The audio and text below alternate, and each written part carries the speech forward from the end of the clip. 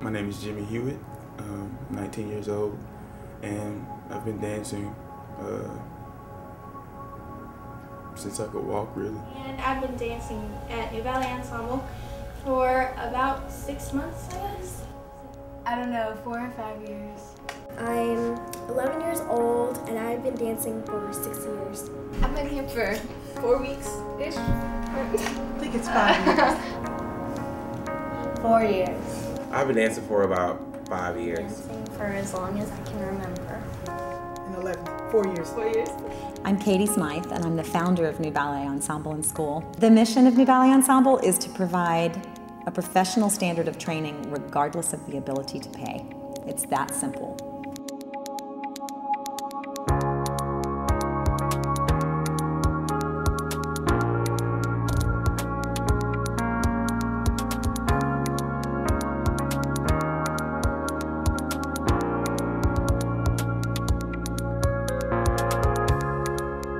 I started working in outreach in Los Angeles for the Music Center in LA, and we were going all over to Compton and small beach towns in inner city Los Angeles, and the whole idea of that program was to expose children to the arts. But I thought, at the end of Cinderella, for instance, I asked the children to stand up and stand in first position, and suddenly I saw 1,200 children stand up, go to first position, and put their arms in bra and say, "What next?" They wanted to do more, so I gave them more, and their eyes lit up, and it hit me. These children want to be able to do this. They thought, well, why can't I do it? And I thought, why can't they do it? B-A-L-L-E-T.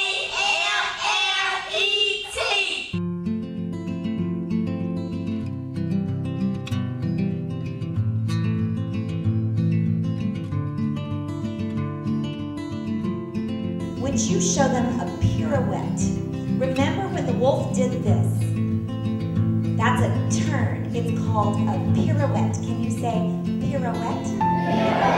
Very, very good. I thought, well, the model for a school, if I were to start a school, would be that for every paying student, there should be a community student, a student who couldn't afford to pay. And the idea was to instantly try to create this open door policy of, you were a dancer at Overton High, but you never had good ballet, come in. You always felt there was something you weren't getting, but you really love urban dance, hip hop, African modern, but you need more integrity in your training from a classical standpoint so that you can get into a BFA program, come in. Yeah, a number of us came from hip hop backgrounds, and everywhere we go, hip hop's not going to get you where you want to be all the time. But ballet is probably the best foundation you can have, and they give us this scholarship to take ballet every day, just about. This opportunity made me actually want to stay in Memphis. It is fairly rare, especially in an organization like this where ballet is really the strength, and for them to even acknowledge hip-hop as a true art form and then have students to come and study it, that's a rarity. It's like a lot of people just can't afford things, and to get a good dance teacher that actually cares and sits you down and talks to you specifically one-on-one. It's really hard to just find somebody that actually cares. So it's just getting a good level of training without having this big bankroll. Yeah, it's kind of hard. So the scholarships really do help. I think people should dance no matter if they can pay or not. Everyone should just come together and do what they can do best. And it doesn't matter if you're a different race or anything like that. You can express yourself however you want to. I'm a company member at New Ballet Ensemble.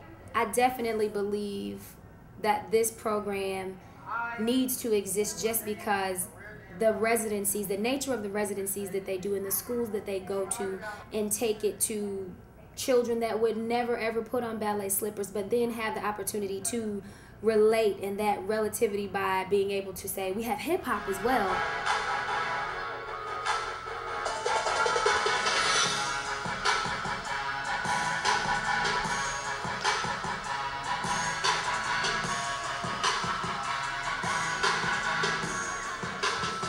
I mean, when Charles walks in that door in Orange Mound, it's like a rock star has walked in. And then he tells them, you know what else I do? I take ballet. They have to have something to aspire to, they have to have mentors.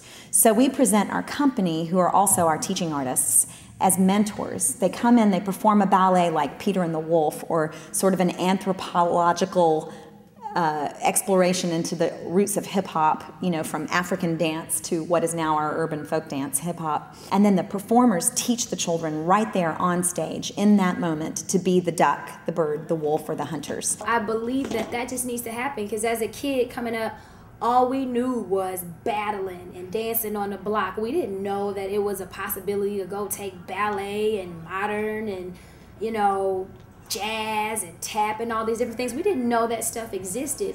And the wonderful thing is that through our partnerships with the Buckman, for instance, or even our own grant writing, we're able to bring in mentors, people who have done it, who have graduated from these programs and made professional careers for themselves through a lot of hard work. And they come in the form of teachers and choreographers. Without the mentors, I don't think we'd have a 20% chance of presenting the possibility and having our constituents believe in the possibility.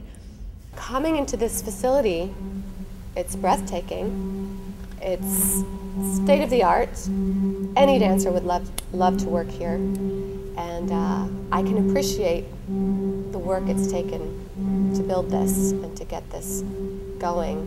Very much impressed. I was here about 2 years ago, I think, teaching a master class. It was at a smaller studio, and therefore it was a smaller class. I was impressed with the dancers then, I have to say. They were very respectful and open to, you know, the stranger coming in and kind of bossing them around. It is unique, and it definitely is needed. And, you know, we need to go out into the community to let people know that you can have a career. You can be a male dancer and you can dance for 20 years and get paid. This is a possibility. You can go to a university, let's say, in New York and major in dance. It's a way for young kids here who, you know, who don't have much opportunity.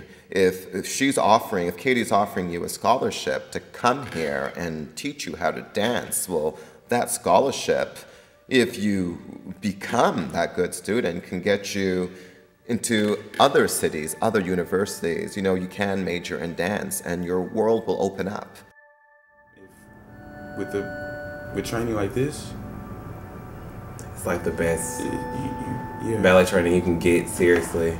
You can't get much better than this, and if you get it, grow in it, close to mastering it, there's nothing they can't stop you. Yeah, you can't stop you at all. You can't stop you.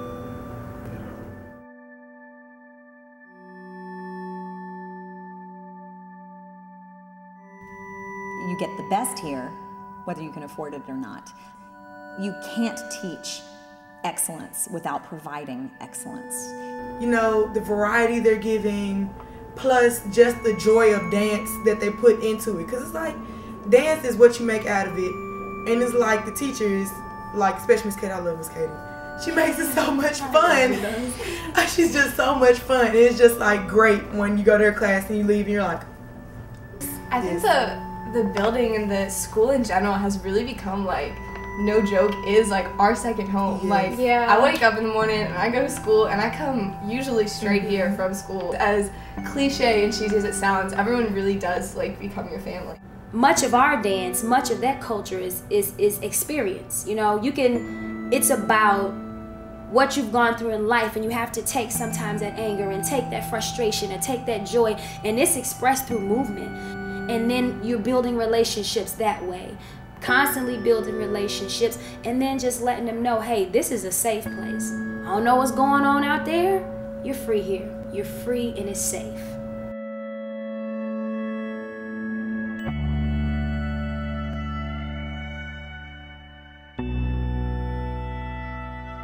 We'll never raise artists out of our inner city if we insist that they have to do it where they can afford to do it, and that those of us who can afford better for our children get that leg up, and people like, you know, my daughter get to go to Boston Conservatory on scholarship. There's no reason that her counterpart here can't do that, because the schools are looking for those children. So a professional standard of training, regardless of the ability to pay.